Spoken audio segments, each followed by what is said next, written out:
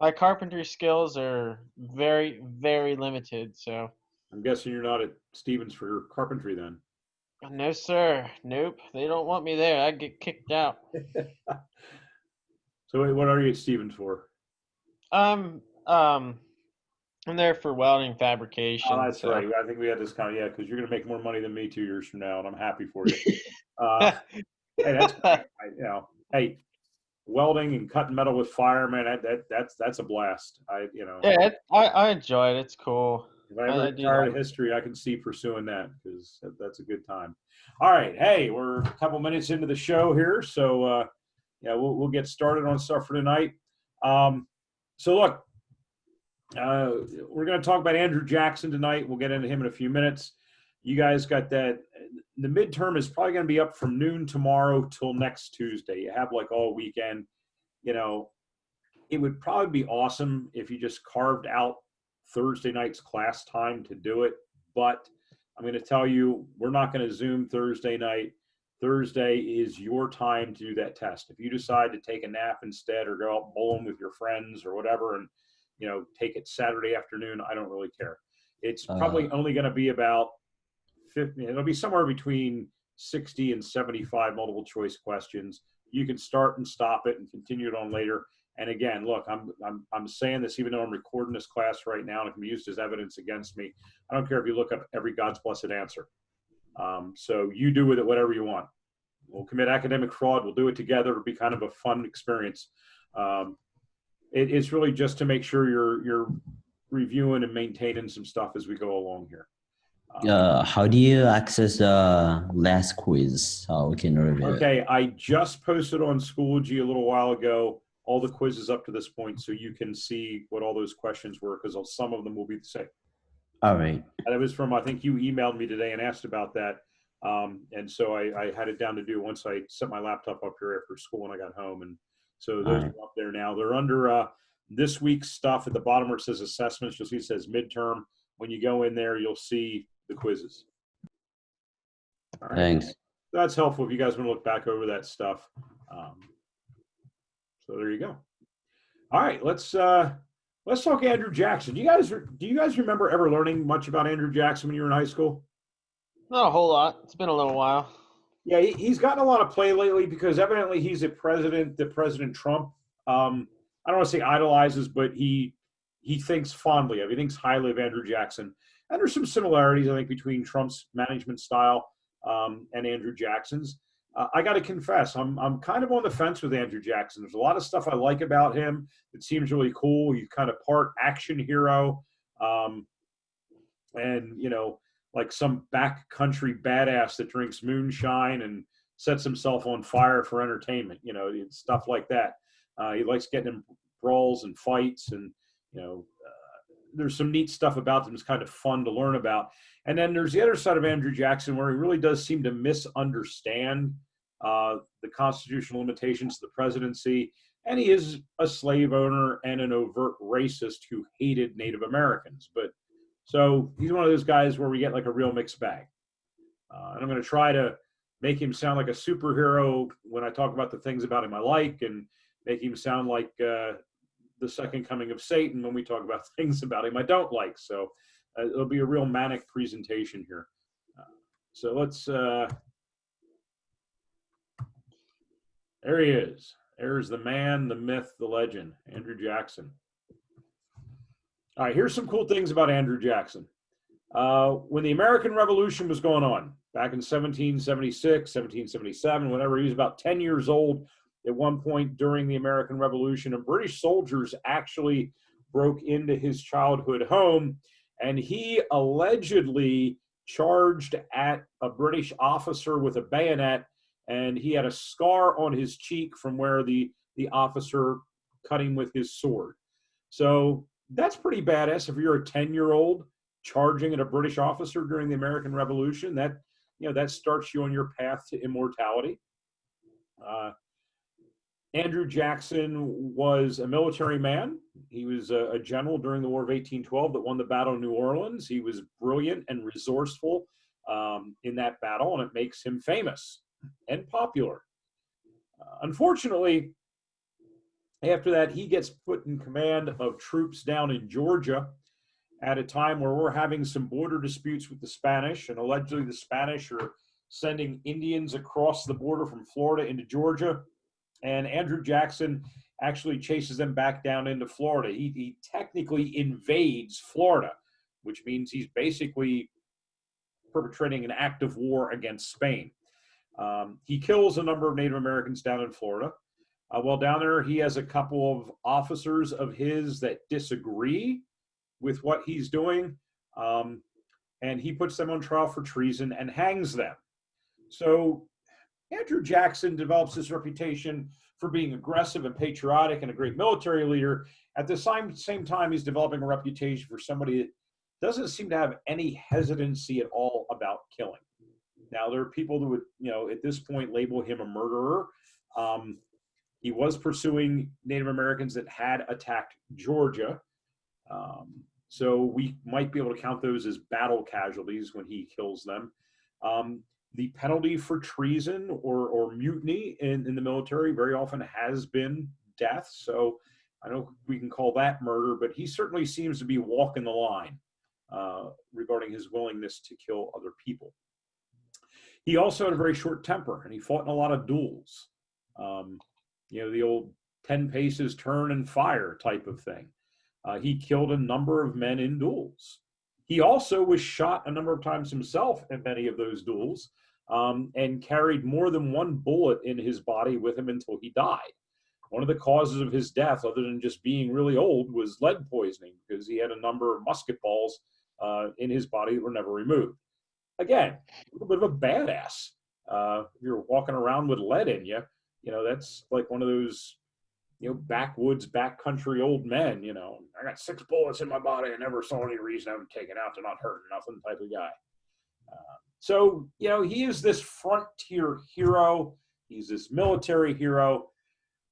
And even though he is a lawyer who owns a plantation filled with slaves, when he goes into politics, he manages to convince people that live west of the Appalachian Mountains in Tennessee and Kentucky and Indiana and Illinois that he represents the common man, that he's a log cabin, country bumpkin type of guy, that he is just like them.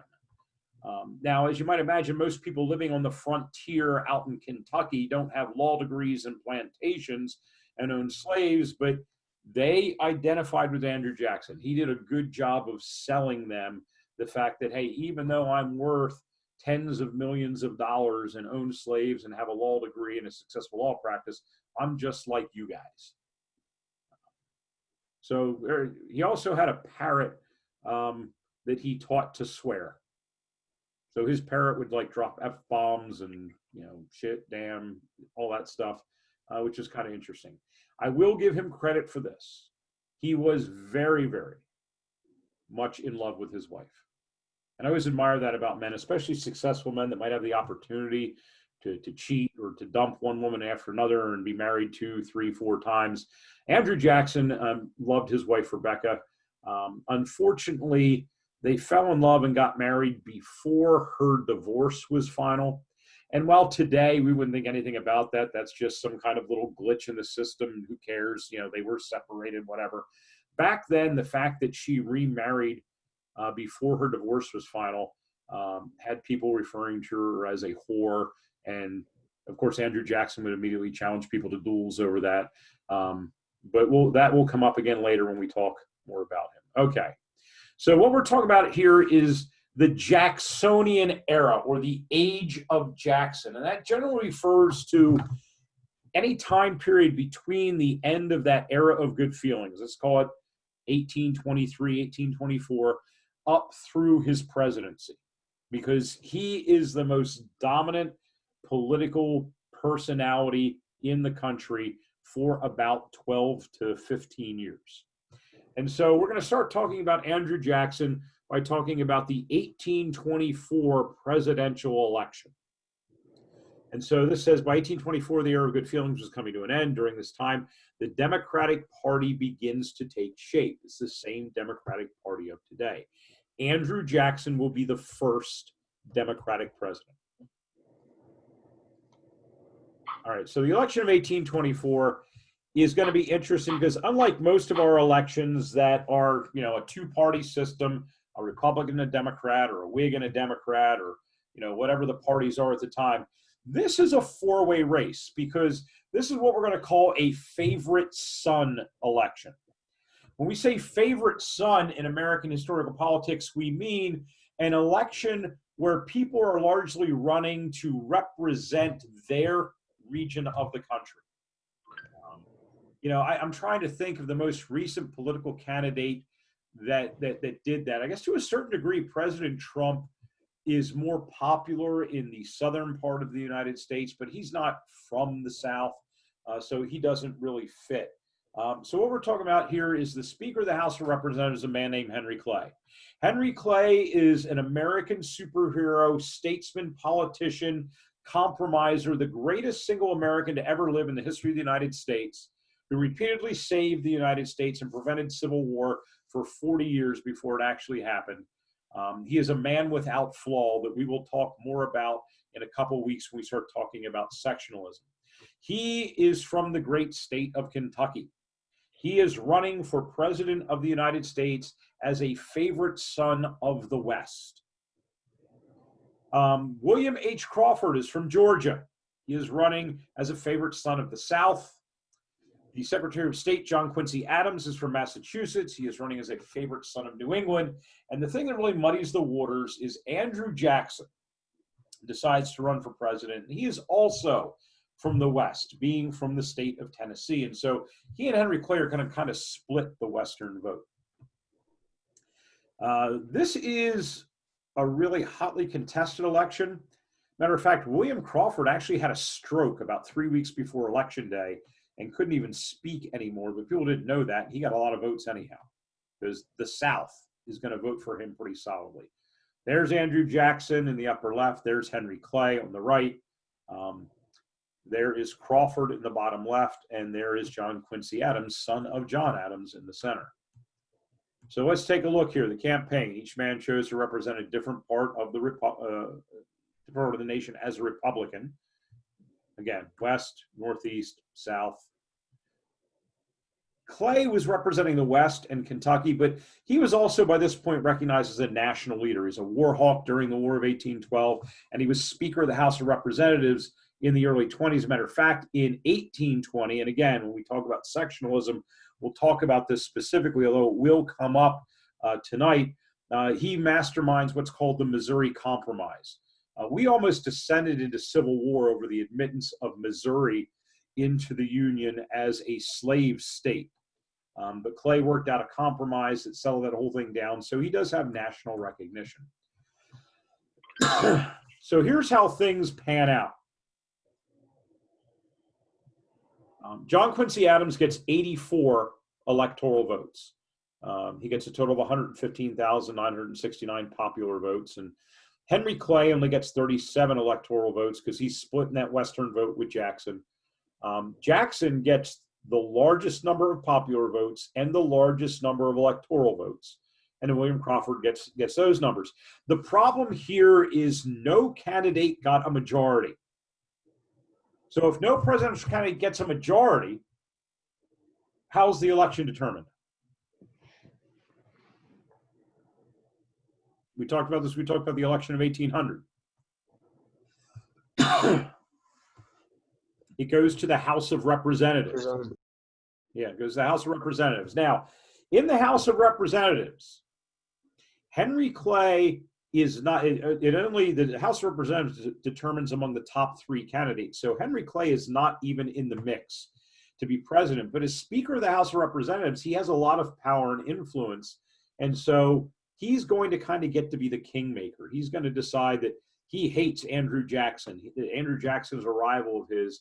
He believes he can work with John Quincy Adams. And so he asks his supporters and, the representatives from Kentucky and, any of the electoral votes he would have gotten to go to John Quincy Adams.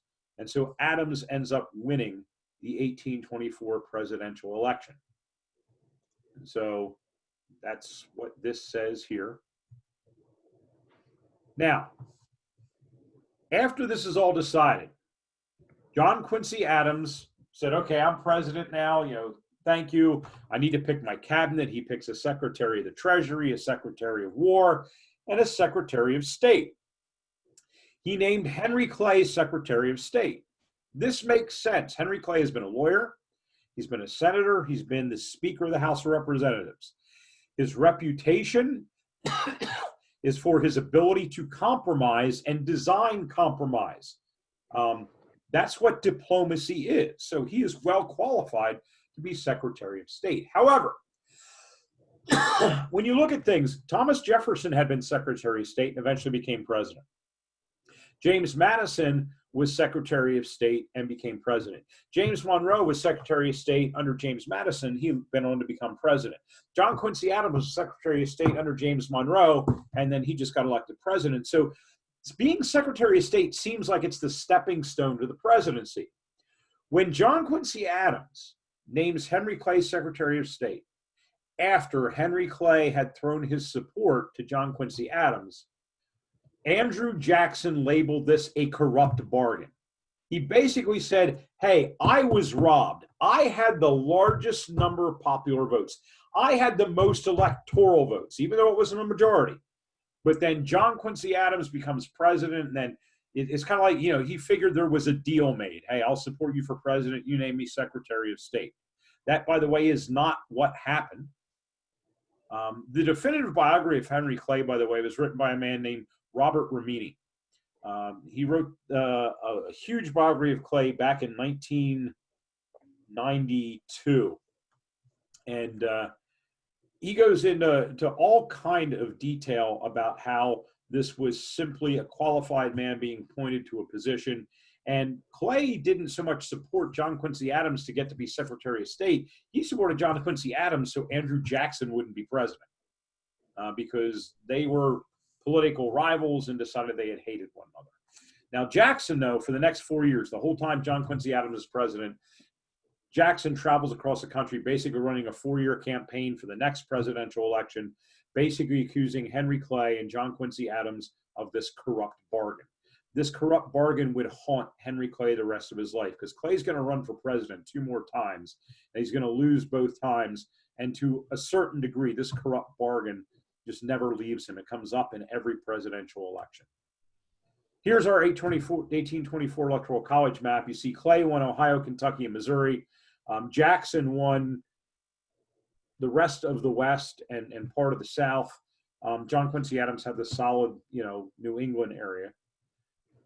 All right, so John Quincy Adams is president for 4 years, and it's really everybody's just waiting for 1828 because Andrew Jackson is gonna run, and he decided he's figured this out now. He knows how he's gonna win, and so Jackson labels himself a Democratic Republican, and after he wins this election, he will change it just to Democrat. So Andrew Jackson really is the founder of the Democratic Party and the first Democratic president. John Quincy Adams, for his part, is going to call himself a national Republican. That doesn't stick as a permanent party identifier. All right. So this is a real mudslinging campaign. These guys would fit right in today. Adams was accused of misusing public funds. He had supposedly purchased gambling devices for the presidential residence. That's what Andrew Jackson said. Even though Andrew Jackson himself was a gambler, he said the president has spent public tax money on gambling devices. Well, it turns out he bought a chessboard and a pool table for the White House. Yeah, I've gambled on games of pool. I don't know if I've ever gambled on chess, but I'd hardly call them gambling devices. The charge against Jackson, much more malicious. He was accused of murder for executing militia deserters and dueling. He and his wife were accused of adultery because Rachel was a divorcee, and I already talked about that. Papers were incomplete. Being called out publicly as a woman in polite society in 1828 ruined her reputation. There are women in Washington, D.C. that wouldn't have tea or lunch or go to a banquet with her because her reputation had been sullied. And while it seems silly today, that's not enough to ruin a person. It bothered Rachel a great deal. And she actually died between the time Andrew Jackson was elected president and the time he was inaugurated. And so he was a widower for the entirety of his presidency. He never remarried. There's never any evidence that he even went on a date again after Rachel. And, you know, he missed her terribly. And he believed it was these attacks on her that caused her death. And he was a bitter and angry man his entire presidency because of that. And I can't say that I blame him there. So this election, you know, most white male citizens have won the right to vote. You didn't have to own property anymore, so everybody could vote. You know, toothless hicks in the backwoods and farmers and lawyers and butchers and bakers and candlestick makers. And they considered Andrew Jackson their man. If you lived on a farm or you were born in a log cabin or you killed a bear or you fought Indians, Andrew Jackson was your guy. He was the common man. Again, a multimillionaire who owned slaves and had a law degree was the common man. They were proud of all those, you know, legends created about him. And so he's going to win this election pretty handily, I might add. You can see he wins a clear majority of the popular vote. He has a clear majority of the electoral vote. And now he is president. You can see that electoral college map. He wins the West. He wins the South. You know, it's pretty solid support.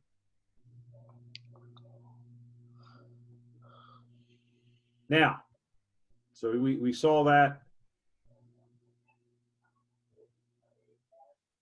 There's Andrew Jackson up top, a younger Andrew Jackson, an older Andrew Jackson. There's John C. Calhoun, who's vice president, bottom left. Looks like a decoration you might have in your front yard for Halloween. He is a hideous man. Terrifying. What's that? He's downright terrifying, honestly. Have you ever seen a politician uglier than that dude? He looks like the first generation of horror movies. Yeah, I mean, really, that dude is hideous. There's Andrew Jackson being inaugurated. His inauguration, by the way, was called the Mud, Blood, and Beer inauguration. He invited basically everybody who voted for him to come to Washington, D.C. for his inauguration. And he invited them into the White House. And they came in there spitting tobacco on the rug and traipsing mud in and drinking beer. And it was a big party. And they were swinging from the chandeliers. And it was both embarrassing and kind of exhilarating at the same time. There's a crowd of common people around the White House for his inauguration. There's a political cartoon very early on picturing him as a king because he was a very strong leader that very often acted maybe outside the boundaries of the Constitution. We'll get to that. Andrew Jackson creates something called the spoils system. He's the first guy to get elected where he basically decides the only people he wants working in the government are people that supported him. And he says, to the victor belongs the spoils. He removed people who did not support him and replaced him with his loyal friends. He basically came in and, you know, if there was somebody there who was part of the Justice Department, he'd ask, you know, how many of you voted for me? Who didn't vote for me? Okay, you're fired. And he'd replace them with people that supported him. He replaced about 20% of the government to ensure that only people supportive of him, only his allies were in office with him. And you have to understand, look, I accept the fact when a president gets elected and he selects his cabinet, he's going to select people that agree with him, that have a lot of the same political ideas and philosophies, maybe even people that outright supported him, you know, through the vote or financially. You know, as long as they're qualified, that's all good. But there are always those career bureaucrats. You know, ambassadors generally aren't Republican or Democrat. People in the Department of Justice generally are, you know, career lawyers that work in government. And, you know, they basically follow the Constitution, uphold the law, and it doesn't matter who appointed them or whether they're Republican or Democrat. It's replacing those people that's dangerous because they're the people who dedicated their life to doing that job within the government. And you want those experienced and qualified people. But this becomes precedent where whenever any president that gets elected, you know, puts his own people in to positions in the government. As long as they're qualified, that's not a problem. I mean, you know, if you appoint a lawyer or somebody who's been a judge to a position in the Justice Department, that makes sense. If you take a career military man and make him Secretary of Defense, that makes sense. If you take somebody that's never never owned a business, never made a profit, never doesn't manage your own money. Well, you make them Secretary of the Treasury, I have a concern about that. If you appoint somebody to be Secretary of Education when they've never worked in education, I've got an issue with that. You want people that are qualified. If you hire a contractor to do plumbing work in your home, you're not going to hire somebody who's a lawyer. You're going to hire somebody who's a plumber. So, as long as the people are qualified, not a problem. All right. He also had another group of people surrounding him that was called his kitchen cabinet. He'll bring government and the common man closer together by surrounding himself with unofficial advisors. This I have no problem with. I would absolutely do this. And a lot of presidents do. They have their official cabinet. Then they have people who they trust to give them advice and people they like to bounce ideas off, whether they're lifelong friends or people they were in Congress with. And while they don't have an official title, they're kind of unofficial advisors. This is a good thing to have. So some of these people were newspaper editors, and they helped Jackson kind of mold his public image. But that's something he was very clever and smart in doing. Now, Jackson didn't, but this is probably the thing he gets the most criticism for. And I'll kind of leave it up to you. He believed Indians were primitive people who blocked the westward movement of civilization.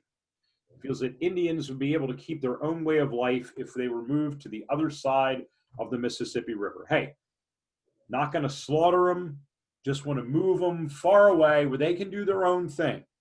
Now, look, a guy named H.W. Brands wrote a biography of Andrew Jackson. He's a guy whose writing I like a lot. He's a really good historian. And I had always been critical of Andrew Jackson. If you're a Cherokee Indian living in Georgia and you're living on a Cherokee Indian reservation within the state of Georgia, you're not bothering anybody else, you should just be left alone. But Brands pointed out that it's difficult as a state or as a country to have a group of people that aren't on board with America living inside America. I mean, it's one thing if we have a Democratic president, you're a Republican, and you're working to make sure that your team wins the next time. That's fine. That's part of the American system. But if your culture is completely outside the mainstream culture, that can be seen as detrimental to the growth and prosperity of the United States. Now, I read that and I thought, he kind of has a point, but then I remembered where I lived. Keegan, I'm going to call you in here. Is there any chance that in Lancaster County, we have a group of people that kind of live outside the normal American way of life? Do we have like a group? Yes, the Amish. Yeah, I mean, the Amish, they operate differently. They're a separate group within Lancaster County. Yeah, I guess they're Lancastrians, but they're not part of the dominant culture. And so I see Native Americans a lot like that. You can just leave them alone. They're not, it's not like the Cherokee Indians in Georgia were looking to ruin America. They just wanted to be left alone. But Jackson sees them as a threat. I do understand that perspective. And so Jackson writes a bill and sends it to Congress and helps get it passed called the Indian Resettlement Act of 1830. This act basically said that all Indian tribes in Florida and Georgia had to resettle west of the Mississippi. Okay, basically, Congress passed a bill saying that Native Americans had to leave the United States and move west of the Mississippi where it was just, kind of unorganized territory. Obviously, many Indian tribes did not agree with the new law. This creates there were Indians in Illinois and Wisconsin, the Fox and the Sauk tribes led by a guy named Black Hawk that actually went to war over this. They lose badly. Here's a map showing all the different Indian groups. Okay, we see the Cherokee here in Georgia and the Creek in Georgia and Alabama, the Seminole Indians in Florida, the Chickasaw and Choctaw. They all had to move west of the Mississippi through Arkansas to what is today Oklahoma. They had to resettle there. They were ordered to do this. They were told when they had to leave. They were not provided transportation. They were just told on their own they had to do it, or they risked consequences. And so the groups, there are groups that then began to kind of cave in and say, all right, look, we're going to try to adopt the white man's ways. We're going to try to assimilate into American society. They largely saw themselves as being forced to abandon their cultural heritage. And so there were some that stayed behind and tried to like blend in because they didn't want to leave. The others were forced to go. The Cherokee Indians, were called primitive, but they had a written language, they had a published newspaper, schools for their kids, they had a written constitution, they had a judicial system. They showed all the signs of a civilized society. There's a guy named Sequoyah. He's the one that created the written language for the Cherokee. Now, upon further review, you see that the big reason that people in Georgia wanted the Cherokee to leave is because land owned by the Cherokee was discovered had gold. And so they said, we got these Indians out of here so we can get that gold because we don't want the Indians to have gold.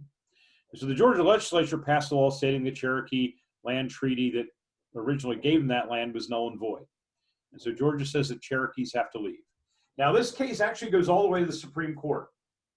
And Chief Justice John Marshall declares the Georgia law unconstitutional and says the Cherokee can stay. And then Andrew Jackson does something I would not have believed possible before I learned this. The President of the United States says that basically the country does not have to listen to what the Supreme Court says.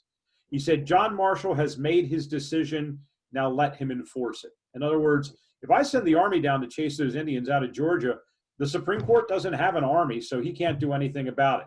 This is the President of the United States saying that 1/3 of our government, the Supreme Court, one branch of our government, doesn't matter because they don't have an army to enforce their decisions. According to the Constitution, it would be the President's job to enforce the Supreme Court's decision. But here, because Andrew Johnson disagreed with it, he simply announced to the nation that he would not enforce the Supreme Court's decision, and so nobody had to listen to the Supreme Court. To be honest, that's an impeachable offense.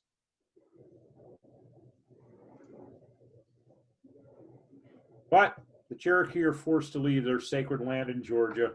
They're driven from their land. They're told they have to leave in the middle of winter. They're given no food or clothing for the trip, and this becomes known as the Trail of Tears, where thousands of Cherokees will die on their way from Georgia to Oklahoma, largely on foot. You see some there on horses and in wagons, but a lot of them are on foot. There's an artist's rendition of them walking through the snow.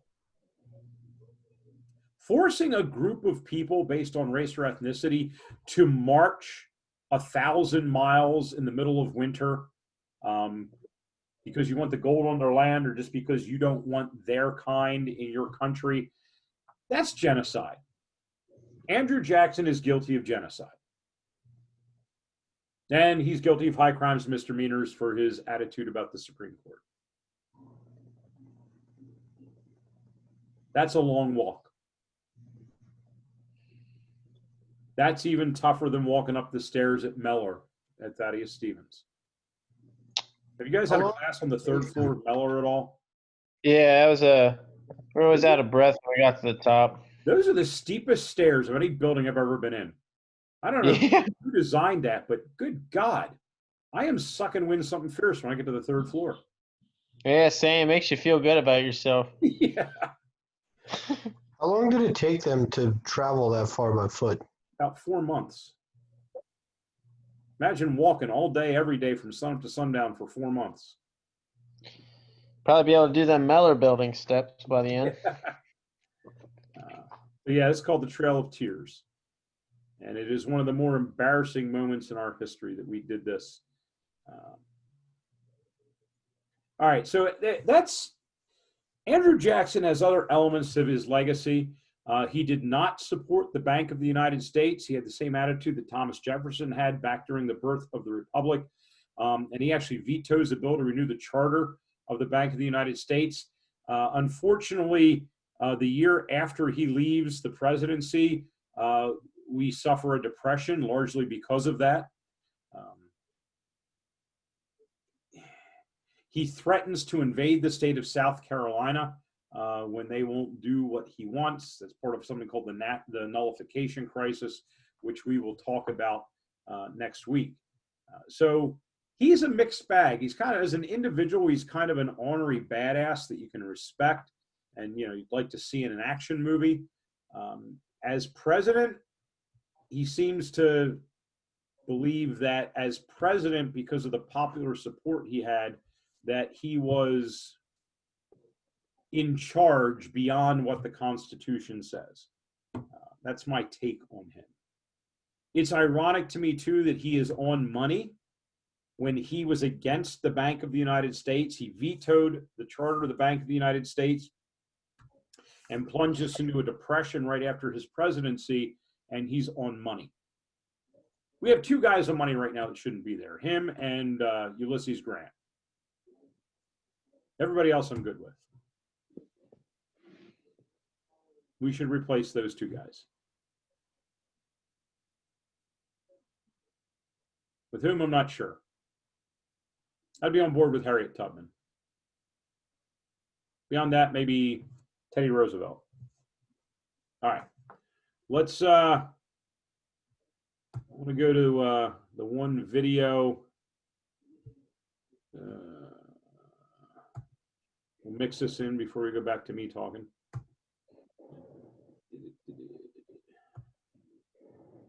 All right, so this is the thing called History versus Andrew Jackson. It's a cartoon thing that more or less kind of has him on trial for some of the things he was perceived of having done as president. So you do kind of get both sides of the argument on some of this here. So we'll take a look and listen. It's only about 5 minutes long.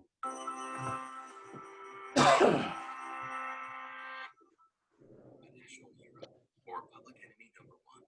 Historical figures are often controversial, but few were as deified or vilified in their lifetime as the 7th President of the United States.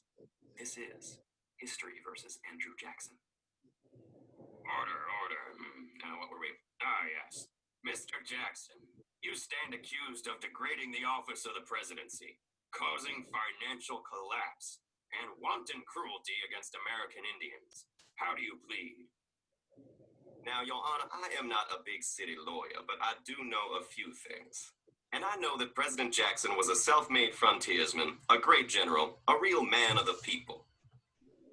Your Honor, this man of the people was a gambler, a drunk, and a brawler. Why, I've heard it said that he would fight at the drop of a hat and then drop the hat himself. I ask you, was such a man fit for the most distinguished office in the nation? Can we forget the debacle of his inauguration? Who ever heard of inviting a drunken mob into the White House? It took ages to get the upholstery. Sounds like fun to me, but that drunken mob, sir, was the American people, and they deserve to celebrate their victory.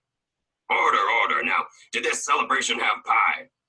Very well. Mr. Jackson, is it not the case that immediately upon assuming office, you introduced the spoils system, replacing hundreds of perfectly good federal employees with incompetent party loyalists?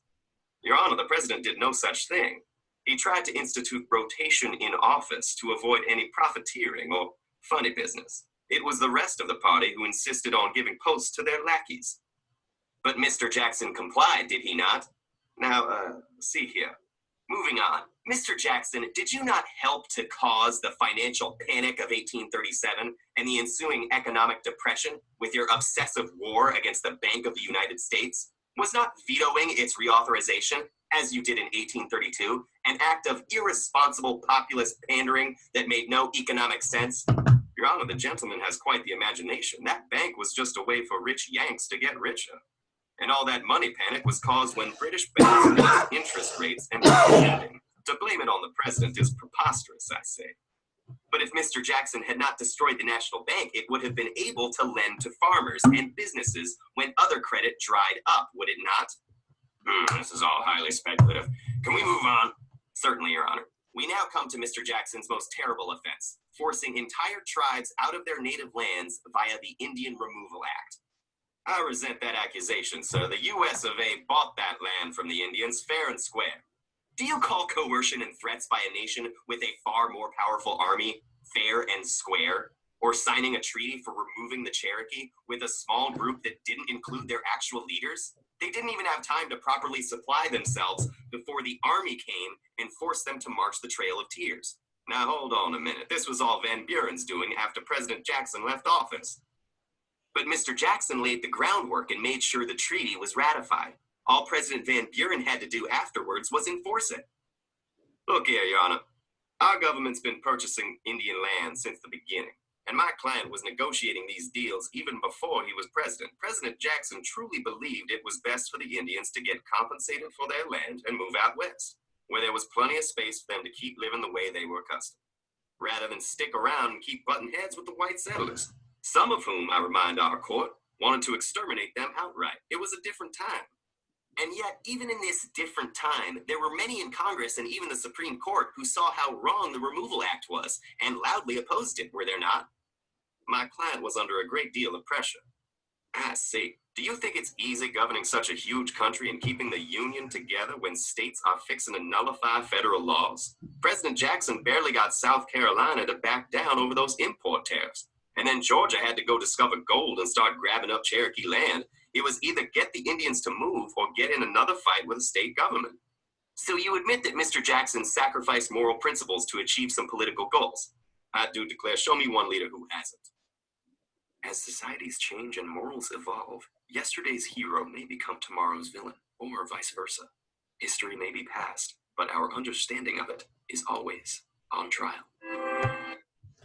Now, I got to be honest with you. I think they kind of overplay the defense of Jackson there, but I do like those because they give a really balanced perspective. They have, hey, he did this and it sucked. And I said, well, wait a minute. If you look at it this way, it doesn't. And so that hopefully that negates any personal bias I throw into it. All right, one more video, and we'll go back to me.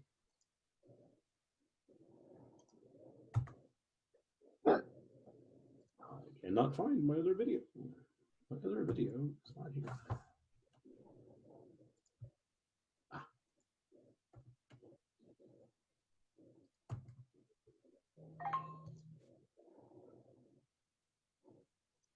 Jackson has a complicated legacy. On the one hand, he was a populist hero and a venerated war general. On the other hand, he was a slaving genocidal maniac who drove the economy into the ground like a meteor shard. Today, we're talking about Old Hickory, President Andrew Jackson. Before we get started, make sure you subscribe to Weird History and let us know about which American historical figure you'd like us to explore. Now, let's go back in time. Before he was a politician, Andrew Jackson was a military officer. And during the War of 1812, Jackson was shot in the arm. The cure for bullet arm in those days was to chop off the whole thing and throw it in the nearest trash can. But Jackson wasn't having that. Jackson sought out a more holistic solution among the Cherokee, and it worked. And with that, Andrew Jackson went on to protect the people who generously saved his arm beneath the presidential mantle, providing them with civil rights under the law and ushering in an age of peace, harmony, and culture. Just kidding. Instead, 1 year into his presidency, Jackson authored one of the most twisted moments in American history. He signed the 1830 Indian Removal Act, which made it okay, legally, for the government to snatch native territories and herd residents westward into a new Indian colonization zone, which is government speak for internment camp. The ICZ was distinct from the U.S., so its people enjoyed no protection under the law. That zone is now called Oklahoma, home of Garth Brooks. Now, under this act, the U.S. Army supposedly couldn't force indigenous peoples to hand their lands over, but the U.S. Army has never been good at not stealing from Native Americans, much like Andrew Jackson. The first tribe to follow the trail, some double-marched in literal chains as if armed escort wasn't enough, were the Choctaw, one of the 5 civilized tribes who adopted European customs to make their twitchy American neighbors less uncomfortable and still lost their homes. The Supreme Court actually found that the state had no authority to pull this nonsense, but Jackson didn't let that bother him. The forced march, made without food or supplies, claimed 4,000 lives. All told, over 70,000 Native Americans would be uprooted from their homes and driven westward to diminish, dwindle, and die. Jackson was a man of many monikers. Political opponents called him King Mob for his ability to rile the electorate into a frothing ball of violence, and his election campaign was based largely in his being an experienced Indian fighter, a career that earned him the name Sharp Knife among the Cherokee he routinely slaughtered. Yeah, it wasn't a positive nickname.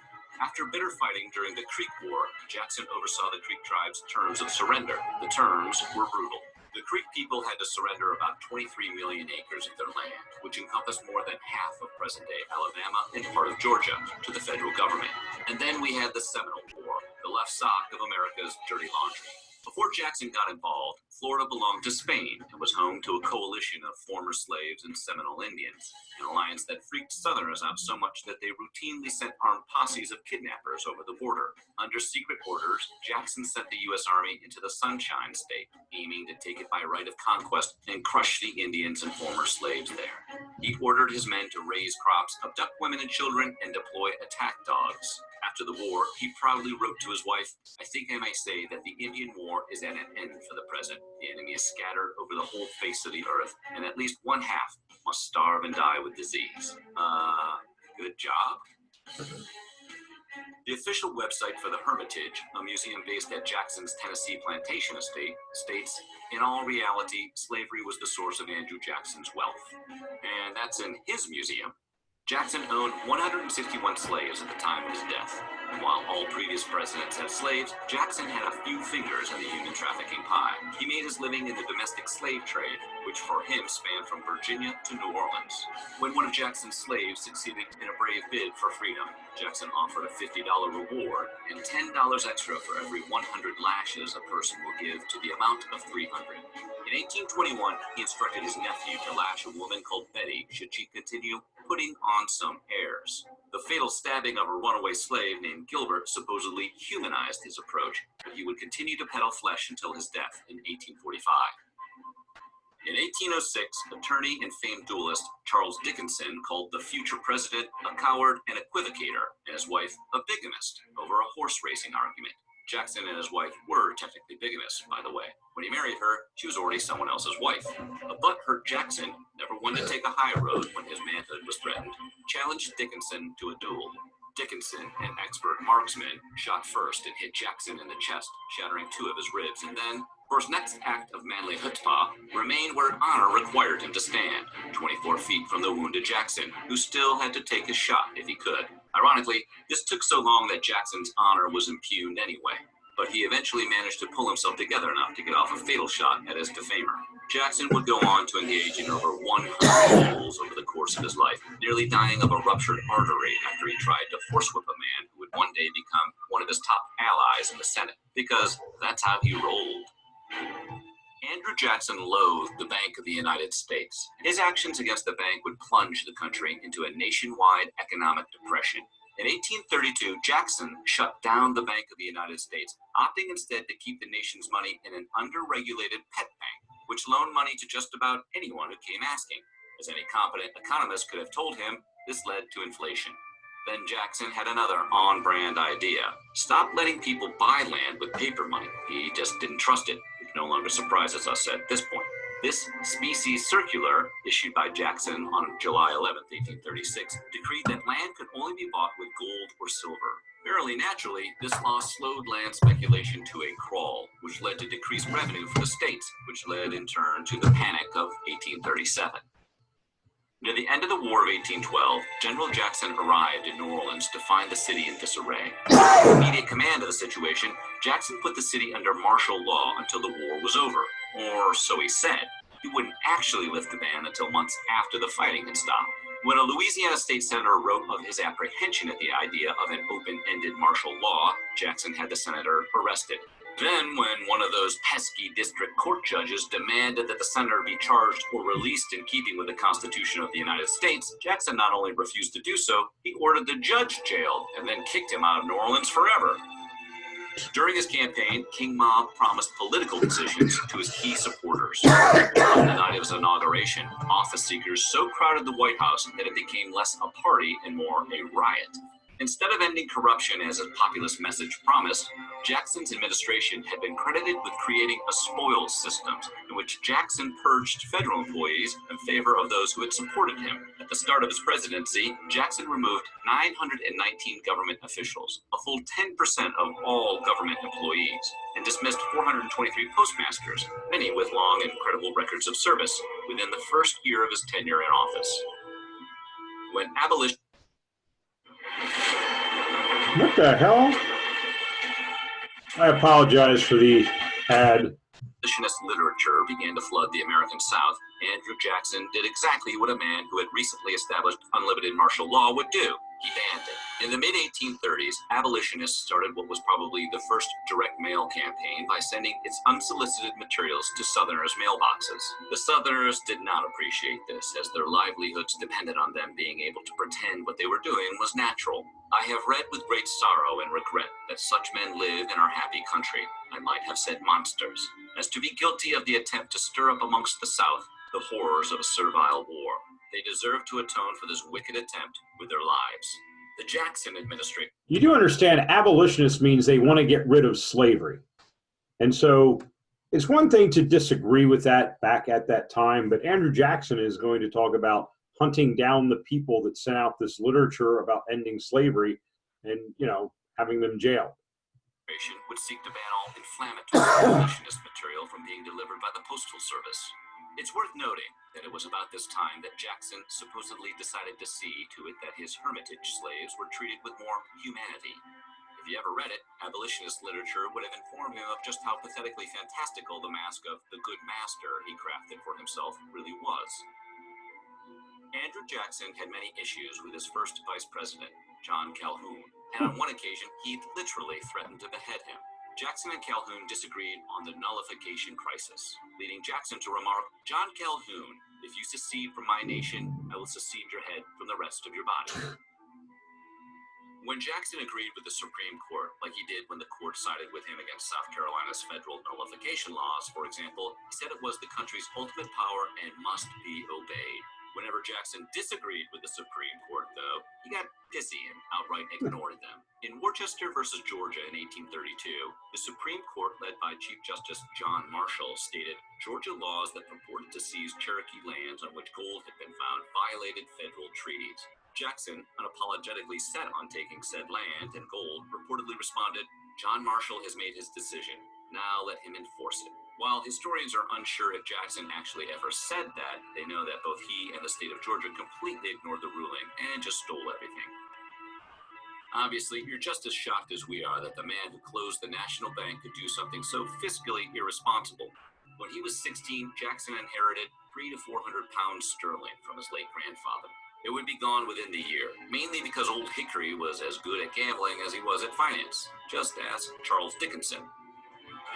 When King Ma was inaugurated in 1829, massive crowds came to see him. At the time, the White House was open on Inauguration Day, and the first to arrive were Jackson's favorite toadies, most of whom were seeking an audience with the president to discuss the government positions he promised them for making it rain votes all over him. Then came the actual mob. Thousands of supporters guzzled booze, smashed furniture and china, and even mashed cheese into the White House carpets under their boots. We think the cheese was probably already on the floor, but it's not really safe to assume with this man.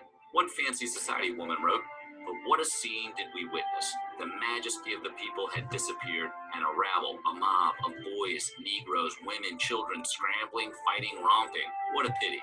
What a pity." Jackson seemed to agree. He escaped out the back window, leaving the White House to the raucous crowd while he went on to whatever lunatics do when they get elected to high office. He eventually used the event as an opportunity to get $50,000 from Congress to redecorate the White House, though. One thing we can definitively say about Andrew Jackson, the president, he really knew how to take a bad situation and exploit the shit out of it. What do you think of Andrew Jackson? All right.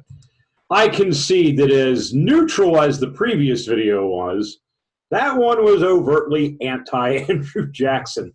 But I liked it because, look, there are some excellent documentaries that I enjoy, but I realize sometimes are kind of slow or boring for you guys. And that one at least used language and terminology that was snarky, sarcastic, and easy to understand. So you see Andrew Jackson for what he was. All right, so here's the goal. By noon tomorrow, the midterm will be up. The normal link to zip grade, just like the quizzes you take. And like I said, it'll be up from noon tomorrow through next Tuesday night's class. Start it, stop it, do it all at once. Take it Thursday night, take it Sunday afternoon, whatever. But the good news is Sunday afternoon, you got a little extra time because the Dolphins play in San Francisco, so they're not on until 4 o'clock. So you got time in the early afternoon because I know that game's important to you. It's not. Keegan, you're just happy the Eagles finally won, right? Yeah. They're About time. first place, dominant team, man. Oh yeah, they deserve it 100%. The NFL's kind of screwy this year. What are you gonna do? All right. So no Zoom class Thursday night because I'm leaving that as a block of time that you would normally be dedicated to me, that you can take that midterm, so it's not something extra you have to do. Go around. Hello. All right. So it's not something extra you have to do, but if you decide to rearrange your schedule differently, that's fine. Do you understand that? All right. Yes. This class, by the way, has been recorded because there were 2 people that contacted me. They wouldn't be here tonight. So this will actually be posted on Schoology if for some reason you want to review Andrew Jackson and everything that we did. That probably won't be up till tomorrow morning, though. So if you have any questions about anything else, again, I cannot emphasize this enough. And I know it's going to happen. Thursday night, I'm going to start getting emails that you guys are trying to get into Zoom and can't figure out why you can't. Just calm down. We're not Zooming Thursday night. You're taking your midterm. We will be Zooming again next Tuesday, where we will talk about Martin Van Buren and the aftermath of Jackson's administration and probably start talking about westward expansion. So we will be ready to enjoy that. Questions, comments, concerns, clarifications, anything for the good of the order?